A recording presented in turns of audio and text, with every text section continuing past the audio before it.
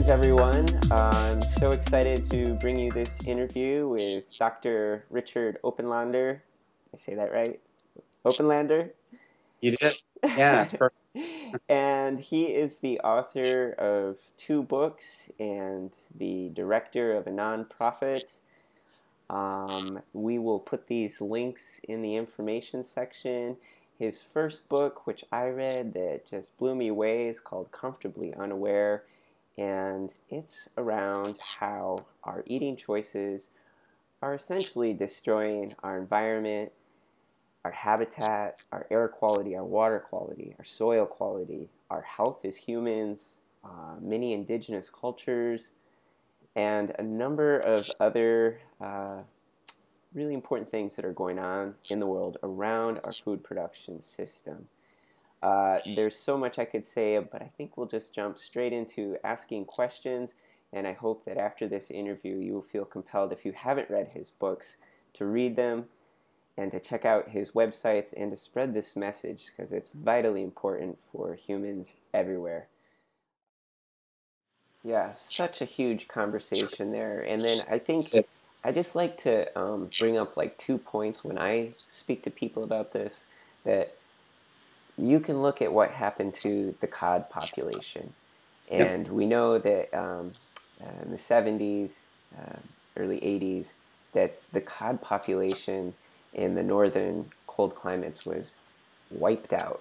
Yeah, And one, oh, 1%. Yeah. yeah, everybody thought it'd be bounced back by now. They put a moratorium, Canada put a moratorium on fishing. They're Yep. like, it will come back. The cod will come back. And we're here now. It still hasn't come back. Right.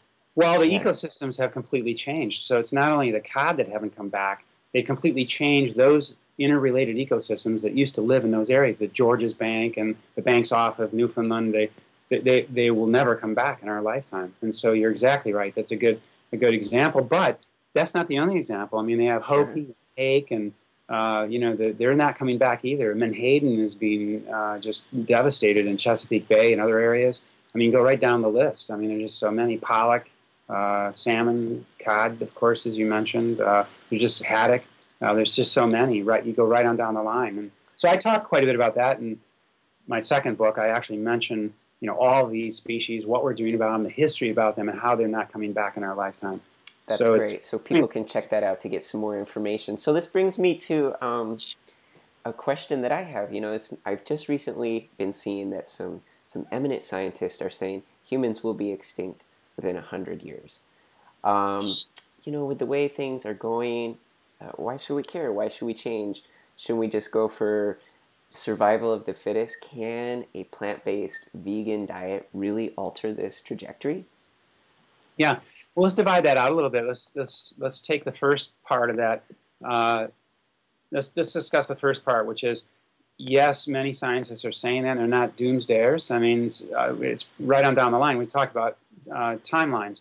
Well, we're predicted to have. We talked about the oceans, but there's predicted to be a 40% shortage in fresh water.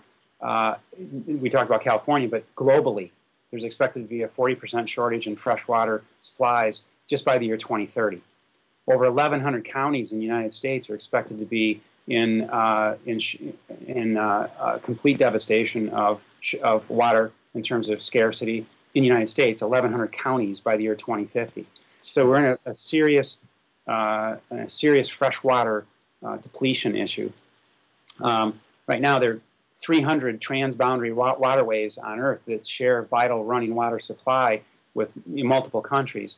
And we've seen a 4 times increase in conflicts over just the last 10 years amongst countries that share those boundaries. You can go back to the roots of even in Syria, and much of their initial conflict was because they were running out of water for the farmers and it was being used by other sources. And Mongolia, there are all these countries that are having serious water issues.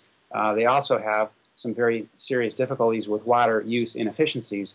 Mongolia, I just mentioned, has a population of 3 million individuals that are all struggling with water and drought. They've had the longest drought. They're in the worst drought right now that they've had in 1,000 years. But they're also trying to supply water for about 40 million animals, livestock, and Yeah. similarly with many other countries. So fresh water is a serious issue. There's other timelines running out of land that we've mentioned earlier because of land use inefficiencies. And we've talked about biodiversity. Well, the one issue is that, yes, so it looks pretty gloomy. Soil itself, we're predicted to be running out of soil, topsoil, for growing plants just in 60 years.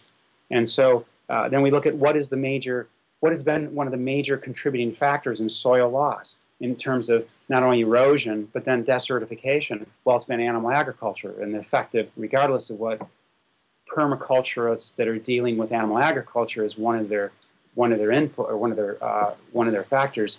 Permaculturists will tell you that livestock is needed, but in fact, livestock has been and this is a huge topic. We can talk about this at another time. But they've been a major contributing factor in most of the areas of desertification in the world. So we have these timelines. That's the first part of what you're talking about. That would seem like our own species, I mean humanity, is at a point where we may not survive. And so that is true. That's very true. If you look at the timelines, you can't survive without fresh water, and you can't survive. And I want to make sure it's real clear that when we're talking about freshwater supplies, water on Earth remains constant, but the consumptive form that it happens to be in does not. So, for instance, when we're drawing out of ancient aquifers from San Joaquin or Ogallala, the two largest aquifers, and depletion of those in the United States, but the North China Plain and some other aquifers, we're not going to get that water back in our lifetime necessarily because it's changing its consumptive form. So I want to just make sure that's real clear. I just want to thank you for bringing up that point, because people don't understand the hydrological cycle, and water is not a renewable resource in the way most people think it is. And another argument that I've heard is like, well, we can just desalinate water, but that is like super energy costly, and our aquifers, we have only, or last I checked, we have only one untapped aquifer in the world, and it's down on the border of Brazil, and I can't remember if it's Uruguay or Paraguay. And it may be interesting for people to know that the Bush family has bought up most of the property around that aquifer. Well, that's real interesting. And again, that brings up the topic of our thought process as we are evolving towards pseudo-sustainability. We're in pseudo-sustainability right now, a state of pseudo-sustainability, and how we're evolving using the word sustainable to justify various actions. And yet, if the word isn't properly defined, we're essentially effectively perpetuating pseudo-sustainability, which is very dangerous because we're going to find ourselves in a situation where we can't get it back. So that part of the question is that, yes, we're on target to become lost as a civilization. Probably within the beginning stages of that we're seeing now with a number of different areas or aspects of global depletion. But certainly by 50 to 100 years, the picture looks very, very gloomy. Now, can we bring it back? Well, of course, because, and that's why I'm doing what I'm doing, because I think we can bring it back. And if we, and at the heart of this is again, and it seems so simple that most people would dispel this, but it's so simple. If we could just change out the way we eat, we would be able to effectively increase the probability of creating a sustainable future. Because of what we've mentioned, you've mentioned the aspects of global depletion or unsustainability too, but all of those could start to become regenerated. We're not going to see many of them in our lifetime, but we would have the hope that if we set the foundation for this to take place, it will occur. For instance, we can easily, by just completely changing out, not by doing less of animal agriculture, because that's subjective and it's going to continue creating resource waste, let alone unnecessary slaughtering, and let alone the negative effect that eating animal agriculture or any type of animal products have on our own individual health, which increases health risks for our population and also increases health costs, as everyone knows. So, but we can turn this around and set those steps, set the foundation to have steps so that in the future we can have those in place, so we can be remembered as the generation that recognized this took the steps that it required to then allow a healthy planet for not only all ourselves but all species that inhabit it, which of course would affect ourselves. So yes, we can definitely turn this around. Yes, I believe that too, but I think people don't understand how fast that needs to happen. Like, we are at a turnaround point right now where if we take action, we can set up the future for remediation, for healing our ecosystems, and our human health crisis, which we're not even going to get into today.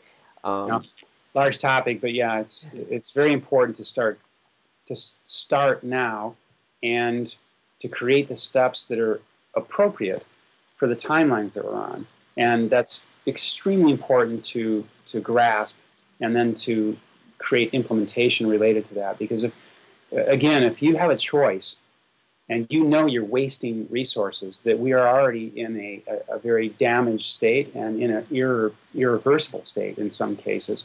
If you're making food choices that contribute to that, but maybe in a less fashion, you need to say to yourself, there's so much more that you can do by going in the other direction and saying, I'm doing all I can. And I know, and by doing that, I know that I can start the process of healing. If you don't do that, you're not creating healing. You have no idea what you're doing. You're actually contributing to perpetuation. You're perpetuating the industries, first of all, that are creating this irreplaceability and irreversible damage, and then you're also creating damage to the individual species, whether domesticated or not, that you're destroying. Yep. Yeah. It's an ultimate decision here and today that It is. needs action now. Mm-hmm.